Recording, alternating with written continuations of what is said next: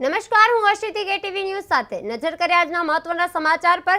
KTV ખાસ ખબરમાં ખેડાથી સમાચાર મળી આવે છે। ખેડા જિલ્લાના નડિયાદમાં સુપ્રસિદ્ધ અને આસ્થાના કેન્દ્ર સમાન સંતરામ મેળાનો આજથી ભવ્ય પ્રારંભ થયો છે।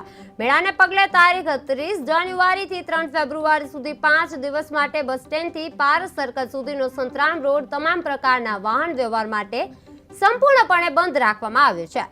તંત્ર દ્વારા અગાઉથી જાહેરનામું બહાર પાડી વાહન ચાલકો માટે વૈકલ્પિક માર્ગોની વ્યવસ્થા કરવામાં આવી છે।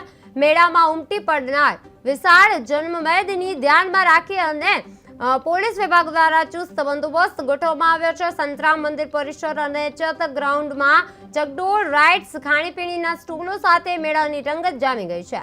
5 દિવસ સુધી ચાલનારા લોકમેળામાં શ્રદ્ધાળુઓ અને નગરજનો શાંતિપૂર્ણ રીતે આનંદ માણી શકે તે માટે તંત્ર સંપૂર્ણ સજ્જ હોવાનું જણાયું છે।